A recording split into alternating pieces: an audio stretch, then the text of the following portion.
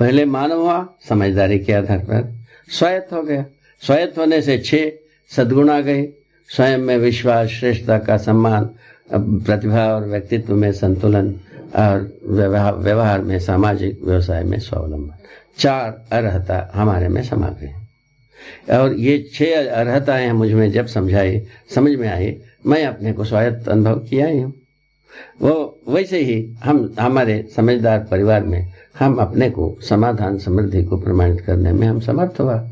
इसी सत्यतावश आपके सम्मुख हम प्रस्तुत होने की इच्छा प्रकट की। वो संयोग जुड़ता जा रही है। ये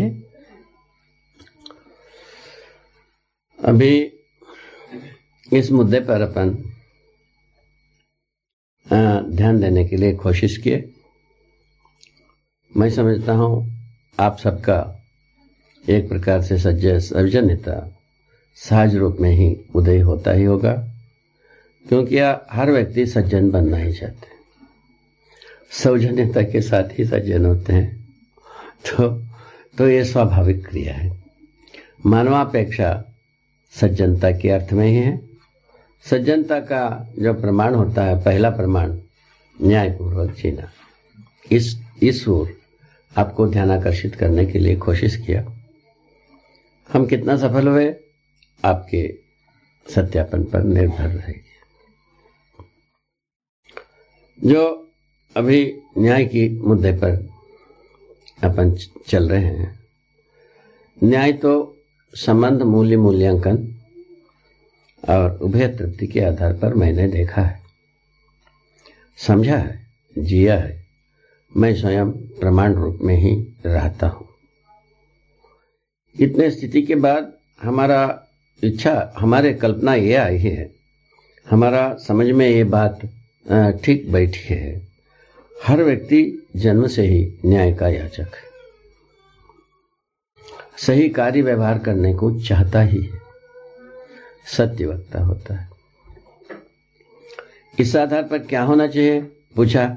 शिक्षा संस्कार से क्या मिलना चाहिए? सत्य बोध होना चाहिए। सही कार्य व्यवहार करने के लिए निश्चित अभ्यास होना चाहिए और विधि होना चाहिए, और न्याय प्रदायी क्षमता स्थापित होना चाहिए। तीनों चीज यदि शिक्षा संस्कार में हो पाता है, मानव परंपरा अपने आप से शुरुआत हो। इसके पहले मानव परंपरा तो होगा नहीं। नाम आप कुछ भी दे लीजिए, कुछ भी कर लीजिए, मैं कुछ भी करूं, नहीं होगा, कुछ भी नहीं होगा। मानव परंपरा का शुभारंभ न्याय से ही शुरू होता है। न्याय के लिए मुख्य मुद्दा नैसर्गिक संबंध है। इसके पूरा स्रोत नैसर्गिक संबंध है, शाश्वत है और मानव संबंध है, ये निरंतर है। ये निरंतर जो संबंध है, शाश्वत रूप में जो संबंध है, इसको हम पहचानना, ना पहचानना, जानना, ना जानना हमारे ऊपर ही निर्भर है, मानव के ऊपर ही निर्भर है। मानव जब खूब दिन जब गलती कर लेता है, नियति स्वयं मार्गदर्शन के लिए युक्ति निकालता है। क्योंकि ये भी हमने देखा है, मनुष्य जब गलती करता है, उनको सही प्रतिष्ठा कौन देगा? मुझको ये समझ में आता है, परिवार में कोई सही करने वाला प्रतिष्ठा हो, व्यक्ति हो, उनको सही करने वाला प्रतिष्ठा देगा। जो परिवार ही यदि ऐसा नहीं हुआ तो उसमें ऐसा कोई प्रतिष्ठा नहीं, तब क्या होगा? गांव घर में, अड़ोस पड़ोस में कोई होगा तो प्रतिष्ठित करेगा।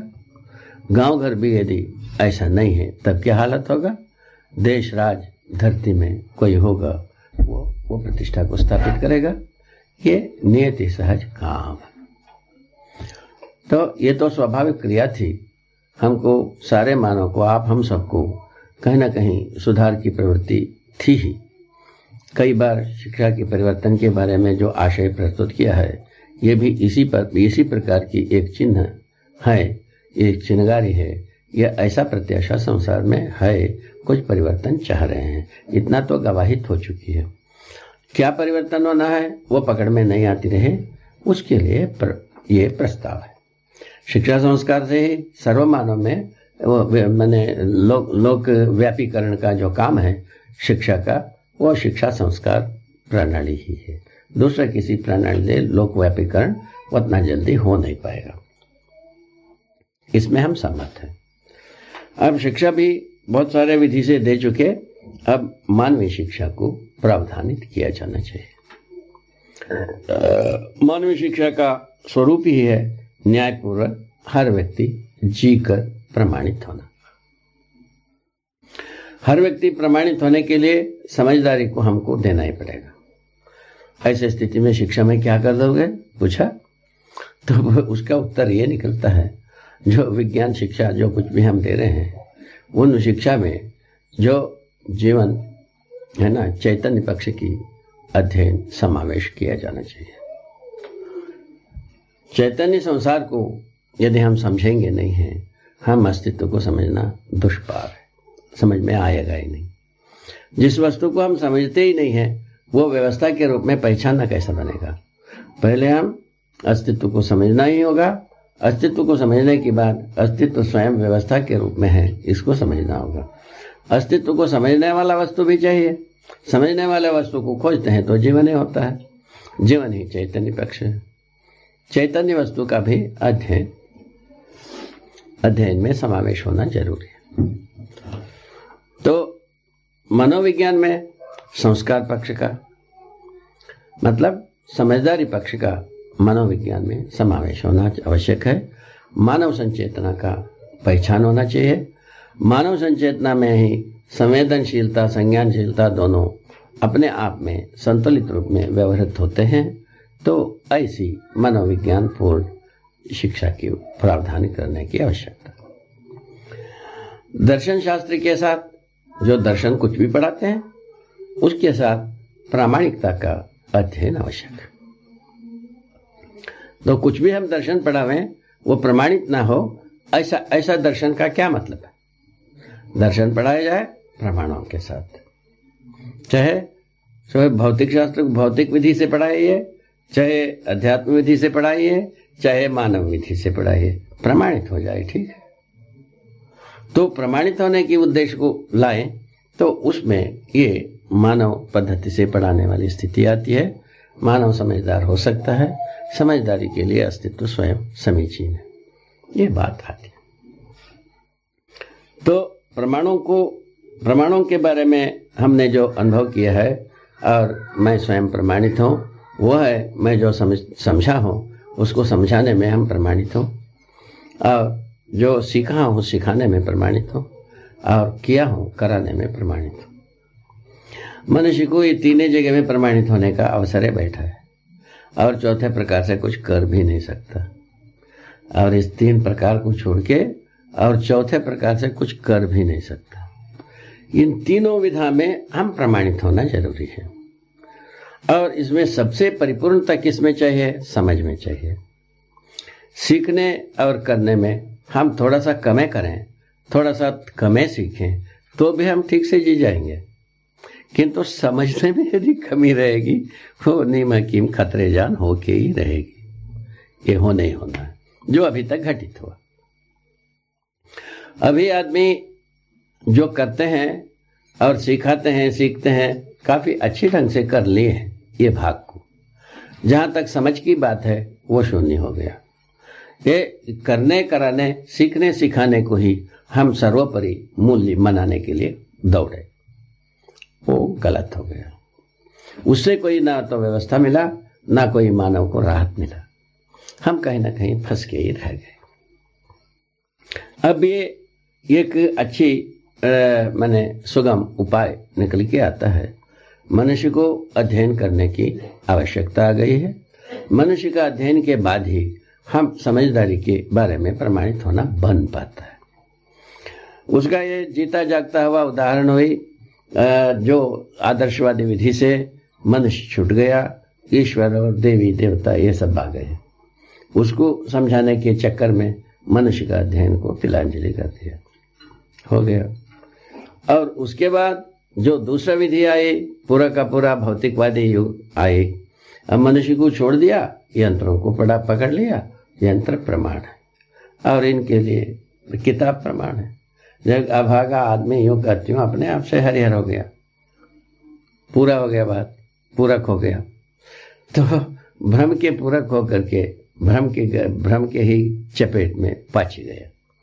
पच करके जितना लात खाना था, मैंने कुंठित होना था, प्रताड़ित होना था और सहमना था, गहमना था, सड़ना था, जो कुछ भी होना था वो सब हो गए। अब उसका उद्धार कैसा हो? जब उद्धार के बारे में तो पहले से भी आश्वासन है, तो सारे गद्दियां और आश्वासन देते ही हैं उद्धार करने के। उद्धार का प्रमाण ना हो कितना दिन तक झेला जाए? इसीलिए तो गद्दियों के सबसे बड़ी गद्दी जहां से स्रोत है किसका? समझदारी का, वो है शिक्षण संस्था। इन शिक्षण संस्था में विज्ञान के साथ चैतन्य पक्ष का पूरा माने समावेश होना चाहिए। चैतन्य प्रकृति का अध्ययन हुए बिना अध्ययन कहाँ पूरा हुआ? सहअस्तित्व का अध्ययन हुए बिना अध्ययन कहाँ पूरा हुआ? ये दोनों भाग तो शिक्षण संस्था, शिक्षण संसार में, शिक्षा सारस्वत में, शिक्षा वाङ्मय में, शिक्षा प्रक्रिया में ये बिल्कुल अछूता रखा हुआ है। ये दोनों चीज आया नहीं। उसके बाद जो जैसा ही हम मनोविज्ञान के पास जाते हैं, मनुष्य का अध्ययन से मानव संचेतना प्रमाणित हो जाती है। उसका खूब ही भी समझ में आता है, उसकी आवश्यकता भी समझ में आता है, उसका प्रयोजन भी समझ में आता है। तो इसीलिए क्या करना चाहिए? सीधा संस्कार पक्ष का अध्ययन मनोविज्ञान में समावेश होने की आवश्यकता है। ये दोनों शायद लोगों को समझ में आता है, आवश्यकता भी समझ में आता होगा। तीसरा मुद्दा जो दर्शन शास्त्र के साथ प्रामाणिकता की अध्ययन। दर्शन पढ़ने के बाद दर्शन के अनुसार प्रामाणिक हुआ कि नहीं हुआ? नहीं हुआ तो दर्शन क्या पढ़ा भाई? तो इसका जो छूत है बहुत पहले से बनी हुई है। मनुष्य को हम ये सोचते रहे, पढ़ा और पढ़ करके सुनाया तो विद्वान हो गया, ऐसा हम मानते रहे, जबकि ऐसा विद्वान हुआ नहीं है। पढ़ा, पढ़ करके सुना दिया तो हम विद्वान हो गए, ऐसा हम मानते ही रहे, जबकि विद्वान हुआ नहीं रहते हैं। विद्वता एक समझदारी की स्वरूप है। विद्या स्वयं में अपने आप में अस्तित्व सहज है, तो अस्तित्व को समझे बिना विद्वान होता नहीं, जीवन को समझे बिना विद्वान होता नहीं, और मानवतापूर्ण आचरण को समझे बिना आदमी विद्वान होता नहीं। यह समझ में आता है, विचार शैली भी बनता है और योजना भी बनता है, कार्य योजना भी बनता है, फलस्वरूप प्रमाणित होता है। यदि हम समझते ही नहीं तो हम विचार शैली कहां से लाएं? कहां से लाएंगे? हमको यही दो विधा में विचार शैली को दिया, सुविधा संग्रह के लिए कुछ करना है, उसके लिए आदमी विचार शैली तैयार किया, एक से एक हुए भी, इसमें दो राय है नहीं। बहुत सारे अंतर्राष्ट्रीय ख्याति प्राप्त विचारशील हो चुके हैं सुविधा संग्रह में। तो उसी भांति तो दूसरा वो हमको दिया असंग्रह, विरक्ति, भक्ति, उसमें भी करोड़ों आदमी अपने को लगाया, अपने धैर्य, साहस और निष्ठा का परिचय दिया, जिसमें हम कोई समाज का रूपरेखा देखने को नहीं मिली। वो अथक परिश्रम करने में तो आदमी कभी बाज नहीं आया है। मेरे अनुसार परिश्रम करते जा रहा है, लक्ष्य और दिशा विहीन विधि से। तो मैं भी जो शुरू किए थे, हमारा कोई लक्ष्य थोड़ी ही थी, हमारा जो एक ही बात की आवश्यकता महसूस हुई थी उसी को लक्ष्य माना जाए तो बात दूसरी है। हमारा प्रश्न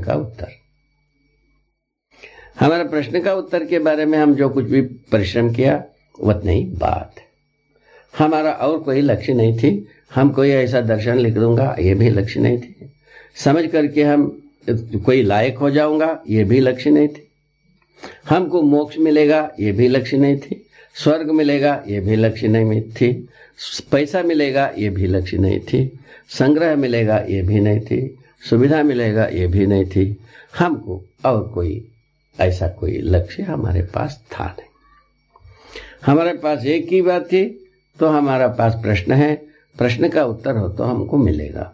इस आस्था से हम शुरू किए तो संयोग से हम पा गए, है ना।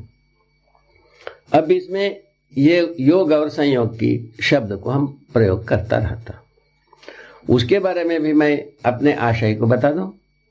योग का मतलब होता है मिलन। जैसा हम रास्ते में जा रहे हैं, कोई पत्थर मिल गया, ठीक है, जानवर मिल गया, झाड़ मिल गया, दवाई मिल गया और आदमी मिल गया, कुछ भी मिल गए, इसका नाम है योग। संयोग का मतलब है पूर्णता के अर्थ में मिलन। पूर्णता के अर्थ में मिलन क्या होता है, जिसको हम प्रचलित रूप में देखा जाए सत्संग का नाम देते हैं। सत्संग का अर्थ को यदि उस ढंग से यदि मैंने देख पाएंगे तो शायद हो सकता है, किंतु मूलतः पूर्णता के अर्थ में ही बात। पूर्णता के अर्थ क्या है भाई? मनुष्य व्यवस्था में जीता है तो पूर्णता है, प्रामाणिक होता है तो परम पूर्णता है।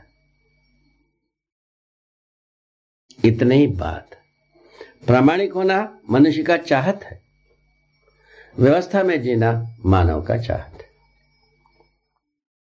ये चाहत सदा सदा बना है, किंतु वो ना मिलने पर जो समीचीन मजबूरियों के अनुसार आदमी चलकर जो परंपरा के अनुसार ढल जाता है। इतनी ही बात, ठीक। तो इन तथ्य को हम ठीक परिशीलन करने पर यही निकलती है। तो योग संयोग सदा सदा रहता ही है। कई प्रयास जो पूर्णता के लिए प्रयास हुई है, सफलता एक अलग चीज है, प्रयास तो होते ही है। पूर्णता के अर्थ को पाने के लिए और मानव ने काफी कुर्बानी किया है, इसमें दो राय नहीं। ये कुर्बानियों का परिणाम में ये तो एक बहुत ही छोटी सी बात से मिसाल देते हैं अच्छे अच्छे बुद्धिमान लोग। मैंने 101 हथौड़ी से एक हथौड़ी से में पत्थर फूट गए। इसका मतलब ये नहीं है कि पीछे वाला सब निरर्थक है, तो एक सब तक जो फूटा नहीं था यह सब निरर्थक था, ऐसा नहीं है। वो एक सब नहीं होता तो एक वाक कुछ काम नहीं कर पाता था, एक से शुरू करता वो। तो इसीलिए तो इन सब का कहीं ना कहीं, सभी चोट का कहीं ना कहीं स्थान है। उसका जो जिसको हम कह सकते हैं प्रभाव, दबाव कहीं ना कहीं बना रहा। फलस्वरूप ही हम कहीं ना कहीं एक बार में हम कोई सफलता को प्राप्त करते हैं। इसमें मेरा आशय यह है, जैसा मैं सफल हुए किसी बात में, ये हमारा अकेले का योगदान नहीं है, इसमें सारा मानव का योगदान है। इसके पृष्ठभूमि में सारा मानव का ही योगदान है। इसीलिए मेरा स्वीकृति ये है, मानव का पुण्य प्रभाव से ही ये कहीं ना कहीं घटित हो गई, ऐसा मैं अपने को पाता हूं। इससे हमको बहुत बड़ा लाभ क्या हुआ? बड़ी लाभ ये हुआ, मुझ में अहमता का जर्मिनेशन नहीं हुआ। अहमता मैंने पा गया, मेरे जैसा कोई हो नहीं सकता, वो नहीं हो सकता, इस प्रकार की जो डिंग हाँकने वाला बात हमारे पास आया नहीं। डिंग हाँकने वाली बात कोई भी आता है, कोई आदमी भी आता है, काफी जल्दी वो शमन भी हो जाता है। मेरे साथ अभी तक अहमता के साथ प्रस्तुत करने वाला व्यक्ति बहुत न्यूनतम रहे हैं। कितने भी बड़ी अहमता को लेके आए, थोड़ा दो तीन सीढ़ी तक में ही उनका दो अहमताएं शमन होता हुआ मैंने देखा है। हम मेरे साथ तो सारे मिलन सज्जनता के साथ, साधुता के साथ और जिज्ञासु के हैसियत से संभावित हो पाई। इससे हम स्वयं खुश हो, प्रसन्न हो। ये कोई जरूरत नहीं है कि हमारे साथ सज्जनता से पेश आया, सारे बात मेरा स्वीकार लिया, ऐसा भी बात नहीं है। बहुत सारे लोग नहीं भी स्वीकारते, आज भी स्थितियां ऐसे ही है। बहुत सारे लोग ऐसे भी करते हैं ये कोई जरूरी नहीं है, ऐसा कुछ नहीं है। बहुत सारे लोग नहीं स्वीकारते हैं और उनका भी हम सम्मान ही करता हूँ। उनका कोई गलती नहीं है, ये परंपरा का गलती है। परंपरा ने उनके ऊपर जो लाद दिया है वो कवच उतारा नहीं है। कवच उतरा नहीं तो ये क्या करता गरीब आदमी? तो जब उतरेगा तब समझेगा। ऐसा हम गणित कर लेता हूँ। इस गणितीय विधि से हम खुश अपने में रहता हूँ। संयोग होता है पुनः, तो कोई कोई पहले न स्वीकारते नहीं है, वो बाद में स्वीकारा भी है। ऐसे भी घटनाएं हुई है। तो ये आपको ये स्मरण दिलाना चाहता हूँ कि जो कुछ भी हम समझे इसको तुरंत सबको ही समझ जाएंगे, ऐसा भी हठ धर्मीता ठीक नहीं है। काल कर्म संयोग अपने आप में सबके लिए सद्बुद्धि की एक अंकुर को रखा ही है। वो कब कितना पल्लवित होगा, कब पुष्पित होगा, इसको हम नहीं कह सकते। इसको कहने जाएंगे अतिवाद सा होता है। सीधा सीधा बात है, हर व्यक्ति शुभ चाहता है, यह सच्चाई है। शुभ चाहने की मूल में, शुभ चाहने के शुभ घटित होने के लिए संभावनाओं को और समीचीन किया जाए, और समीचीन किया जाए, ये एक दिन वो मिलन बिंदु मिल ही जाती है। ऐसा मैं गणित करता हूँ। शायद है ये गणित सबको अच्छा लगे या किसी को अच्छा भी न लगे, ये भी हो सकता है। मेरे साथ सुखद घटनाएं इसी विधि से होती रही। एक बात ये स्पष्ट करना चाहा, और संयोग जब होते हैं, दो आदमी एक जिज्ञासा के मिलते हैं, एक प्रयास के मिलते हैं, वो उसका नाम है संयोग। उसका कसौटी, संयोग का कसौटी, और तीसरा बनता है वो समाधान के अर्थ में हो, व्यवस्था के अर्थ में हो, इसी या अखंड समाज के अर्थ में हो, सार्वभौम व्यवस्था के अर्थ में हो, तभी संयोग की बात सार्थक हो पाता है। एक ही विचार की व्यक्ति मिलने पर मैत्री होता है कहते हैं, अभी भी इस बात की प्रचलन है, किंतु उसमें काफी दूर दूर तक की कहीं कहीं छितरिया गए तो उसका बहुत सारा तर्क हुआ। दो डाकू मिलने से, दो अपराधी मिलने से, दो पापी मिलने से, दो माने गलती करने वाले मिलने से ये सहविचारी होते हैं, क्या ये सब ठीक होते हैं?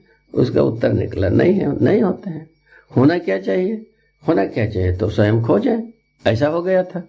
किंतु अभी क्या है, निर्देशित किया जा सकता है अखंड समाज सार्वभौम व्यवस्था के अर्थ में। हम यदि एक विचारी होते हैं, वो अनुसंधान शोध सफल हो सकता है। ये मेरा कहने की मतलब है, तात्पर्य ये है। इस ढंग से हर कोने से हम शुभ के केंद्र में अपने एक कोण को जोड़ने में हर मनुष्य समर्थ है। इस विधि में अभी आप हमारा बीच जो एक संप्रेषणा की क्रम है वो चलेगी।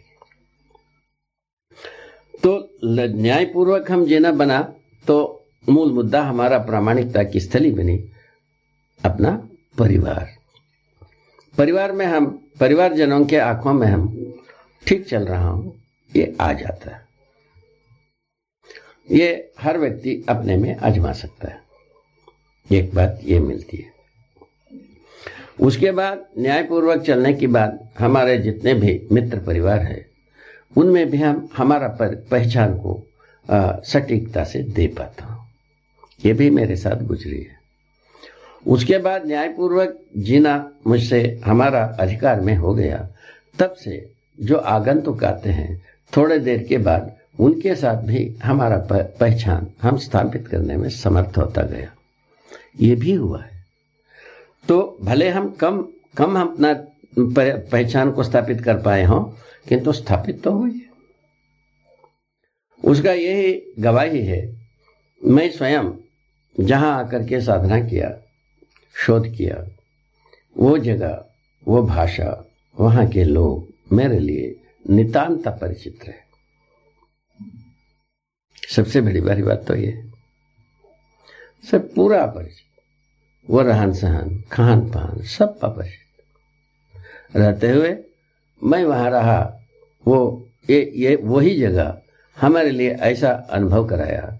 सारे बंधु यही हैं, सारे आप यही हैं, यही आपका जो शुभ चाहने वाला यही है, आपका अभिभावक यही है, आपके मित्र यही हैं, आपके बंधु परिवार यही हैं। इस बात को मुझे अनुभव कराया। इसको क्या भाषा दिया जाए, पूछा जाए तो यही लगता है। तो हमारा नेक इरादा जो कुछ भी रही है, उसके साथ संयोग सदा स्वीकारिता के साथ जुड़ता गया। यही मेरा जो कुछ भी अभी तक की सार्थकता सफलता का कारण बनी हुई है। मैं समझता हूँ हर मानव अपना सार्थकता और सफलता को अपने चाहत में तो बनाया ही रखा है। ये पुनः हम उसी जगह में पहुंचते हैं। ये जो चाहत है नेक इरादे में तभी बनता है तो जहाँ कहीं भी हम समझदारी के साथ लेस रहते हैं। हमारा समझदारी ही नेक इरादा का पूरा स्रोत है। इस स्रोत को हम कभी भी भुलावा नहीं दे सकते, ना हम इसके विपक्ष में अथवा उसका विरोध में कुछ हम सोच भी नहीं सकते, क्योंकि जो शुभ है, नेक का मतलब है शुभ है, शुभ जो है हर व्यक्ति के लिए स्वीकृत है और स्वीकार के साथ ही हर इरादाएं अपने में प्रयत्न पूर्वक सार्थक होता हुआ हम स्वयं देखे हैं, आप भी देख सकेंगे और देखे भी होंगे। मेरे अनुसार हर व्यक्ति शुभ चाहता ही है, शुभ घटित होने के लिए ही आप हम सब इंतजार कर रहे हैं। इंतजार करते समय में हमारा संबंध के बारे में मुद्दा आती है। संबंध को हम पहचानना तभी संभव है, संबंधों में जो निहित मूल्य जिस प्रयोजन के लिए निहित है वो प्रयोजन, इन दोनों को पहचानना आवश्यक है। यही अध्ययन है। अध्ययन पूर्वक यही पहचानने में आता है। संबंध तभी पहचान में आता है उसमें निहित मूल्य और उसका प्रयोजन समझ में आने के बाद मनुष्य जो है ना स्वाभाविक है उसमें निष्ठान्वित होता ही है। निष्ठान्वित होने का फलस्वरूप मनुष्य जो है ना उसमें पारंगत होता है। पारंगत होने के बाद फलवती होता ही है। यही मेरा इतने दिन की जो कुछ भी हमने देख पाए हैं इसी विधि से देख पाए हैं। मैं सोचता हूँ सफलता का विधि ये काफी सरल है, इसमें कोई परेशानी नहीं। और इस मुद्दे पर मेरे उदाहरण के आधार पर यह भी लोगों का एक आक्षेप रही है, या ऐसा सोचना आक्षेप के स्थान पर यह भी सोचना रहा कि सुगमता को सोचते रहे। तो ऐसा भी मुझसे प्रश्न किया गया था कि अच्छे विद्वान लोग, तुम तो 20 वर्ष 40 वर्ष 50 वर्ष लगाया, वो तो हम लगा नहीं सकते हैं, तो हमको कैसा कातलगत होगा। तुम 40 वर्ष में पाया हुआ चीज को हमको कैसा 1 वर्ष में पता लगाओगे। इसका बहुत सारे उदाहरण मैंने नियति में रखा ही है। तो सर्वप्रथम इस धरती पर जो आदमी चक्का घुमाया वो कितना शताब्दियों के पास बाद घुमाया होगा, इसको कौन बताएगा। अब वो जो चक्का घुमाने वाली बात तो पहले से था ही, उसको स्वचालित रूप में चक्का घूमने योग्य हम अभी वैज्ञानिक युग में उपलब्धि कर ली। और उसके पहले साइकिल को चलाना मानव अपना 2 चक्के को घुमाने वाली बात आ ही चुकी थी। ये सब बातें क्रमागत विधि से आई है। तो जहाँ कहीं भी एक चक्का घुमाने के लिए भले शताब्दियां बीत गई हो, किंतु घूमने की बाद उसको एक दूसरे के साथ क्रियान्वयन करने के लिए, प्रमाणित करने के लिए कोई समय नहीं लगा और जल्दी चलने लगी। सबने चलाने योग्य हो गया। पहले जो मोटर गाड़ी जो चलाया, उसके बाद उस समय में ये अपूर्व बात थी, मोटर जो है ना स्वचालित रूप में चलता है, एक आदमी चला लेता है, ये बात रही। अभी जो घर में 2 4 10 आदमी होगा तो 11 बने 10 आदमी वो ड्राइवर भी रहते हैं। इस ढंग की बातें साकार होने लग गई।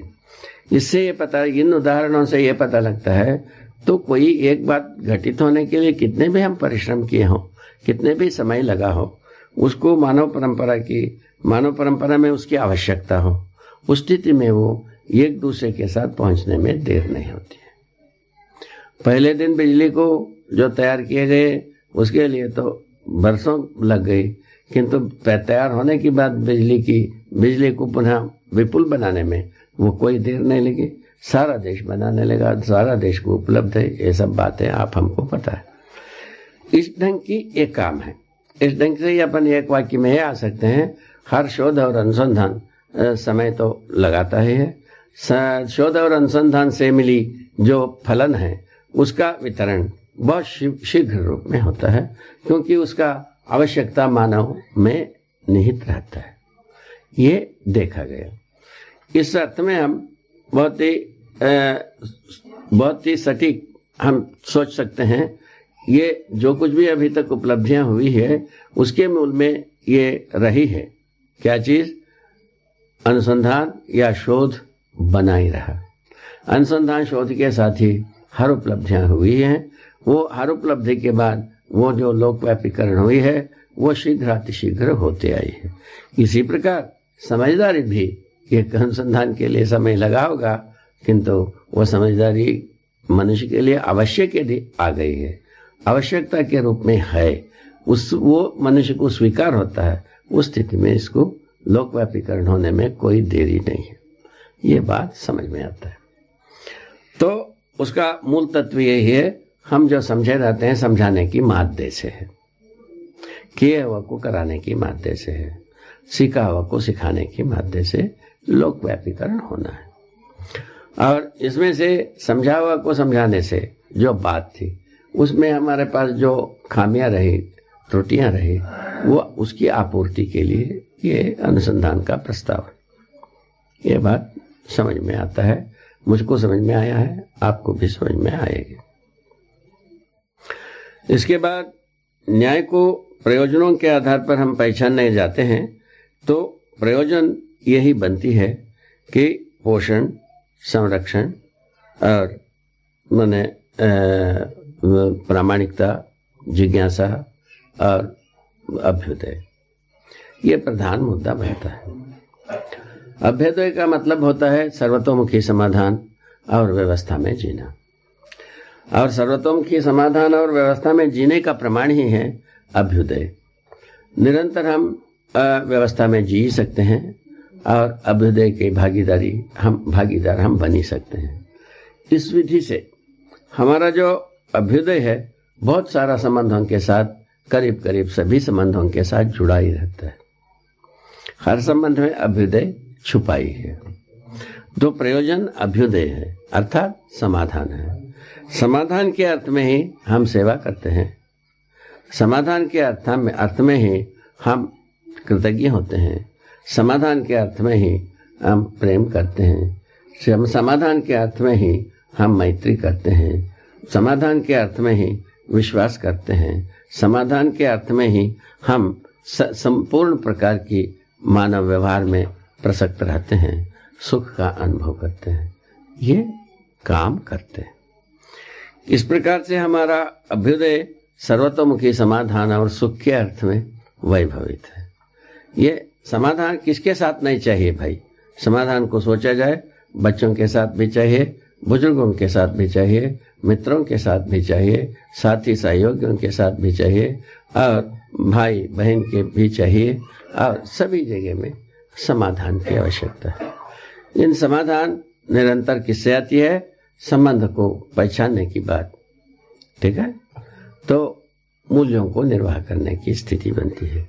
मूल्य का स्वरूप बनता है दो, कृतज्ञता एक बनता है। कृतज्ञता, गौरव, श्रद्धा, विश्वास, प्रेम, माने ममता, सम्मान, स्नेह, इस प्रकार से 9 मूल्य बनता है, माने पहचानने में आता है।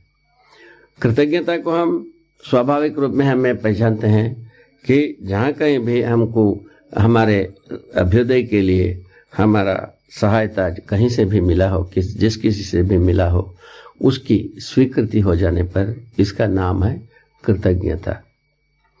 जो मैंने कर चुके हैं, जो घटित हो चुका है, उसको स्वीकार करने वाली क्रिया का नाम है कृतज्ञता। तो अभ्युदय के अर्थ में ही सारे स्वीकृतियां हो पाता है और किसी अर्थ में स्वीकृतियां नहीं हो पाता है। प्रयोजन का मतलब यही है, अभ्युदय के अर्थ में जो कुछ भी संबंध में जो कुछ भी उपलब्धियां हो पाते हैं उन सबको स्वीकारना, यहां से हम कृतज्ञ होता है, ठीक है ना? ये कृतज्ञता के साथ ही, कृतज्ञता पहले आवश्यक है ही, तो इसी के साथ गौरव, श्रद्धा, प्रेम, विश्वास, वात्सल्य, ममता, सम्मान, स्नेह, ये अपने आप में होने लगता है। कृतज्ञता बहुत आवश्यक है और कृतज्ञता से हम स्नेह करना, मैत्री करना, विश्वास करना बन ही जाता है। और कृतज्ञ नहीं होता है, ऐसा विश्वास करना बनता नहीं था। तो ये भी एक बहुत ही बुनियादी तथ्य है। कोई भी ऐसा मनुष्य आपको मिलेगा नहीं दूसरे से सहायता मिला ना हो। कोई भी एक आदमी नहीं मिलेगा, एक भी आदमी आप हम मान नहीं पाएंगे। तो कहीं ना कहीं किसी न किसी का सहायता मिला ही रहती है। तो सहायता के साथ ही आदमी बड़ा होता है, अपने को समर्थ मानता है और प्रमाणित हो जाता है। ये काम सदा सदा से चले आई हुई है। इस क्रम में हमारा जितने भी संबंध हैं, जैसा पुत्र पुत्री संबंध, मित्र संबंध है ना, शिक्षा संबंध, गुरु शिष्य संबंध, माता पिता संबंध और माने साथी सहयोगी संबंध, ये जितने भी संबंध होते हैं इसको 7 प्रकार से हम गिनते हैं। इन संबंधों में यही मूल्य नियोजित होता है। मन संबंधों में मूल्य ही मूल्यांकित होने पर संबंधों की निरंतरता बन जाता है। मूल्यों का यदि मूल्यांकन नहीं होता है उस स्थिति में संबंधों की निरंतरता होता नहीं। ये बहुत अच्छी ढंग से पहचानने की मुद्दा है। यदि ये बनता है उसको परिवार में हम अच्छी ढंग से आजमा सकते हैं। तो यदि हम उसमें निरंतरता पाते हैं, हमको ये पता लगता है कि ये अच्छी ढंग से हम ये इसको निर्वाह कर सकते हैं और आगे चल सकते हैं, इसकी आवश्यकता है, ये सब चीजें अपने आप पाता है। इन क्रम में हम जो मूल्यों को निर्वाह करने का प्रवृत्ति स्वयं स्फूर्त, इसको ऐसा भी पहचाना जाता है। हम जो सामान्य रूप में हम जिस किसी को भी हमारा संबंधी है मानते हैं, जो जैसा हमारे बुजुर्ग एक आदमी कहीं भी जाते समय में आते हैं, उनके साथ हम ज़्यादा से ज़्यादा अच्छे से अच्छे अपने प्रस्तुति को प्रस्तुत करते हैं। तो वो ही हम अजनबा आदमी के साथ कोई अपने प्रस्तुति को ठीक से प्रस्तुत करते नहीं। ये बात सदा बनी हुई है, ये बहुत चिरकालीन कथा है। इन चिरकालीन कथा के साथ साथ हम अपने को परीक्षण करने वाली बात पर आते हैं। हम क्या करते हैं वाला बात आते हैं तो परंपरागत विधि से हम कुछ भी संबंध पहचानते हैं। वो आयु के ऊपर भी हो सकता है, धन के ऊपर भी हो सकता है, बल के ऊपर भी हो सकता है, ऐसा बनता है। पहचान जो कुछ भी पहचाना रहते हैं तो बल, बुद्धि, रूप, पद, धन 4 विधा से आदमी को पहचाना जाता है। जो बलिया आदमी है हमारे, उनका पहचान हमारे पास है। उस व्यक्ति को हम जितना पहचानते हैं उसके अनुसार उनके साथ हमारा संबंध को जोड़ लेते हैं। वो अपना पहचान में हमारे साथ जोड़ा रहता है और जोड़ने में वो उनका कार्य और जो जोड़ा हुआ को स्वीकारने का कार्य हमारे साथ जुड़ा रहता है। फलस्वरूप हम उतने ही अच्छे ढंग से हम पहचाने रहते हैं एक दूसरे को। फलस्वरूप उसी के अनुसार हम वो मूल्यांकित करते हैं, माने मूल्यों का निर्वाह करते हैं। जो स्नेह को निर्वाह करें, चाहे गौरव को निर्वाह करें, चाहे कृतज्ञता को गौरव निर्वाह करें, किसी न किसी चीज को हम निर्वाह करते हैं, ऐसा सोचना चाहिए। तो ये क्रम को हम अच्छी ढंग से देख चुके हैं, इसमें हम गुजर चुके हैं।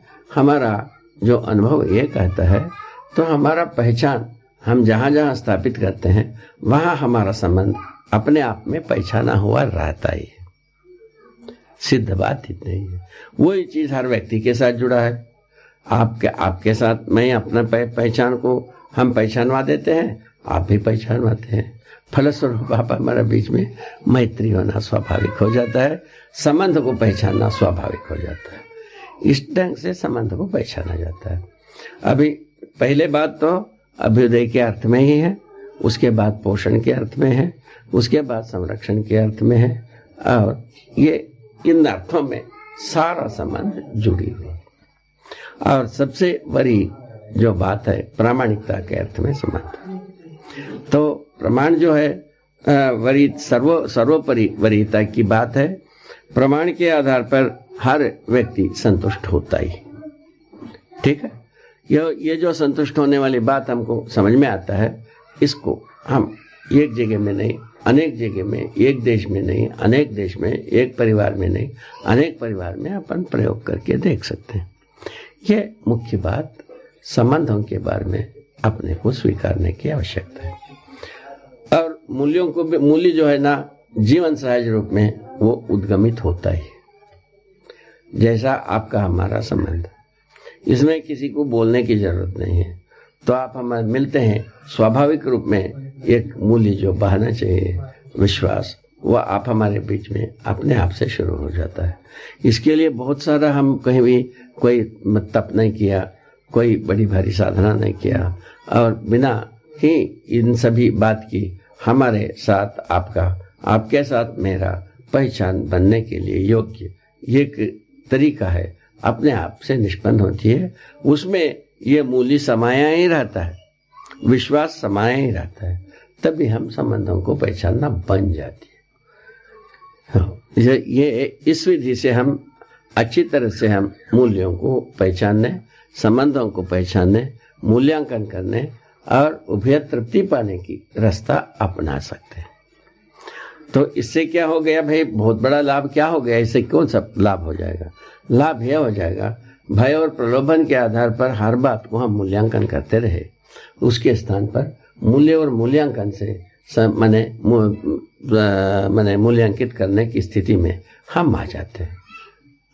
तो मुख्य मुद्दा मानव परंपरा में मूल्यों को पहचानना, मूल्यों को मूल्यांकित करना, इसी में हम सदा सदा परेशान होते रहे हैं। तो भय और प्रलोभन के साथ हम जितने भी व्यवस्थाओं में, संबंधों में, कार्य संबंधों में, व्यवसाय संबंधों में, व्यवहार संबंधों में कितने भी हम मूल्यांकन किए, तो मूल्यांकन करते हैं तो वो एक प्रकार से राजी गाजी होने की जैसा ही होता रहा। मूल्यांकन तो होता ही नहीं रहा। भय और प्रलोभन कभी भी मूल्य होता नहीं है, ना मूल्यांकन होता है। भय के साथ प्रलोभन, प्रलोभन के साथ भय, कहीं ना कहीं थोड़ा देर के लिए चुप होने वाली बात आती है। रोग वहीं का वहीं रहता है। इस आधार पर हम भय और प्रलोभन से छुटकारा पाना बना ही नहीं है। ये स्वयं इस बात का गवाही है हम कितने समझदार हुए हैं। ये इस बात का गवाही है हम मानव परंपरा कितना हम समझदार हुए, शिक्षा संस्कार कितना समझदारी को आदमी को दे पाया, और व्यवस्था में कितना हम मनुष्य को मूल्यांकित कर पाया। ये सब बात का द्योतक है, ये प्रमाण है, गवाही है, जीता जागता गवाही है। तो शताब्दियों से, सहस्राब्दियों से हम भय और प्रलोभन के छाया छत्र में हम मृग तृष्णा मरीचिका को लेकर हम चलते ही रहे। इसमें यह भी बात स्पष्ट हो जाती है, प्रलोभन की आपूर्ति के लिए ही हम सदा सदा राजी किए हैं, किसी से भी राजी किया प्रलोभन के आशय से ही किए हैं, और कुछ करने की कोई मतलब ही नहीं है, क्योंकि न्यायालय में न्याय की बात पूरा हुआ नहीं है, और ये भय और प्रलोभन के आधार में कोई न्याय मिलने वाला नहीं है, कभी नहीं मिलने वाला है। तो ये दोनों न्याय का कोई आधार होता भी नहीं है, किंतु हम पकड़े बैठे हैं डंडा, भय और प्रलोभन को पकड़ के बैठे हैं। ये एक बहुत बड़ी भारी मुद्दा है, जिसको अपने स्वनिरीक्षण करने में, स्वनिरीक्षण का मतलब परंपरा रूपी स्वनिरीक्षण करने में, ये एक बहुत बड़ी भारी मुद्दा है।